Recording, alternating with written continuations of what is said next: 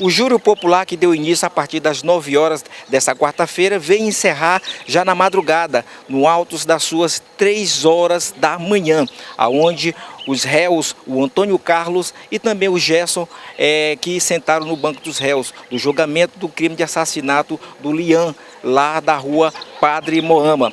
Os dois foram sentenciados com 30 anos de regime fechado. A nossa equipe conversou aqui com a doutora Clícia e também com o advogado de defesa, o doutor Marcelo Martins. A juíza que presidiu aqui todo esse processo da audiência, a doutora Glaucia, não quis falar, mas nós falamos aqui também com a mãe da vítima, que traz aqui detalhes sobre a sentença que foi dada a essas duas pessoas. Sentença.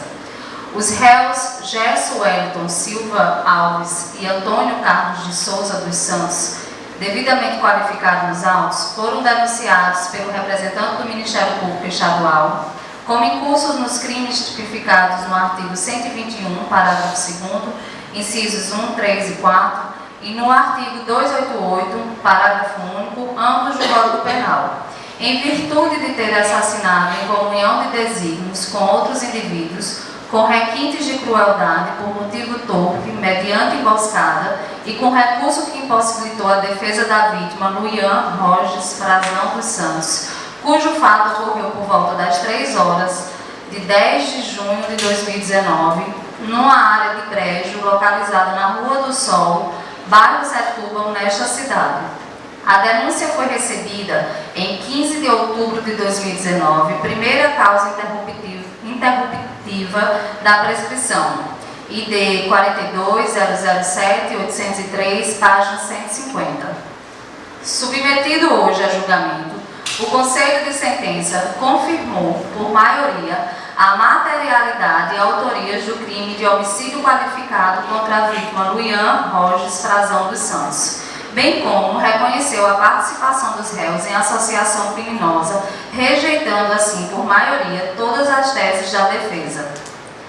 Decidiu, em suma, o Conselho de Sentença que os réus Gerson Wellington Silva Alves e Antônio Carlos de Souza dos Santos são culpados, pois praticaram o delito de homicídio qualificado e o delito de associação criminosa.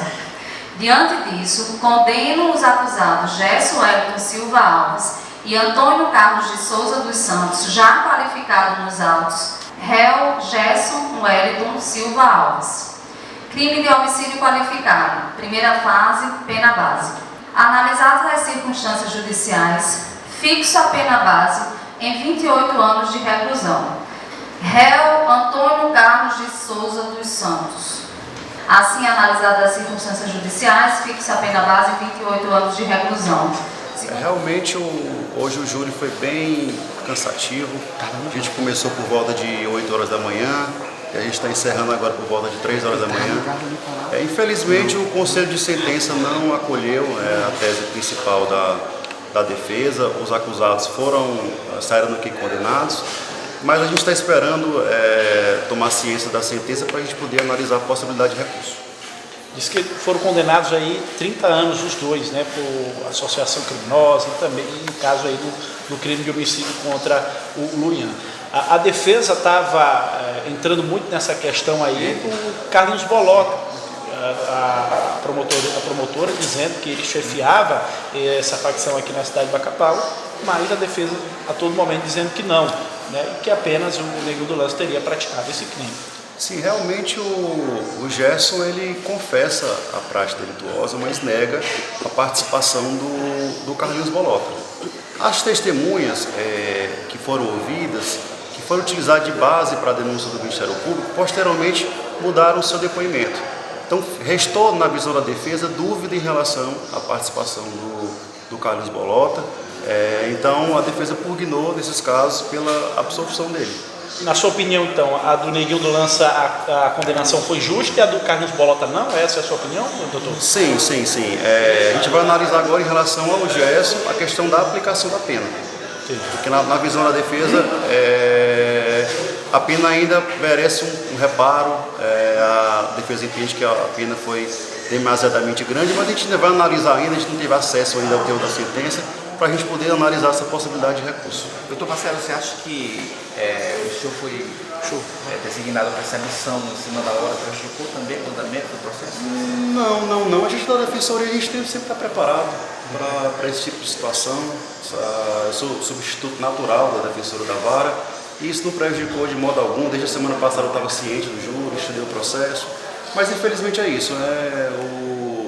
Quem manda aqui no Tribunal do Júri são os jurados e eles decidiram pela condenação. Agora cabe a gente tomar ciência da sentença e analisar a possibilidade de recurso.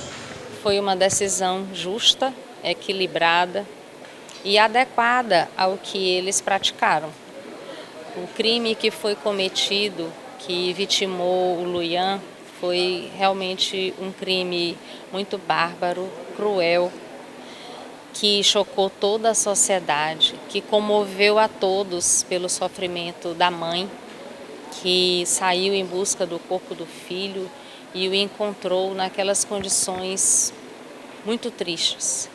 E essa decisão, ela serve para mostrar para toda a sociedade de Bacabal e principalmente para os jovens que o caminho das drogas não é a melhor escolha, que se associar a pessoas com o fim de cometer crimes também não traz segurança, não traz poder, não traz conhecimento, na verdade só traz atraso, porque dentre todas as pessoas, todos os jovens que nós lamentamos que tenham seguido esse caminho, boa parte já morreu e a outra parte está presa.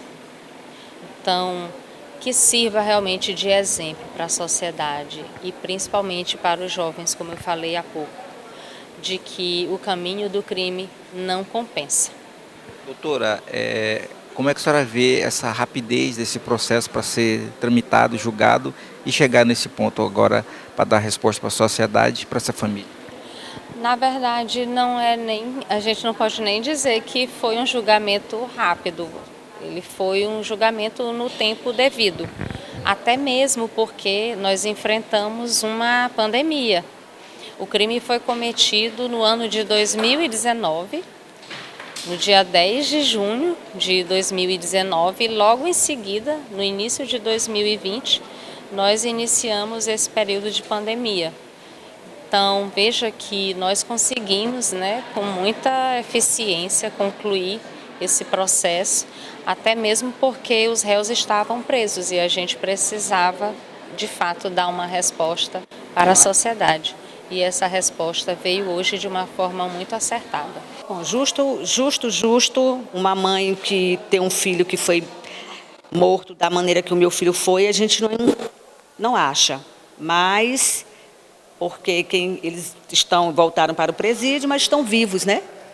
Realmente quem morreu e não volta mais é o meu filho, mas eu estou 50% satisfeita porque eles foram condenados, tentaram criar uma outra história, tentaram confundir os jurados, mas infelizmente com o depoimento que eu tinha, com o meu depoimento e com os demais testemunhas, não teve como eles recorrerem, mas tentaram muito. Como é que está o coração da mãe agora? Dilacerado, mas feliz como mãe, porque Deus me conduziu até aqui, até o final.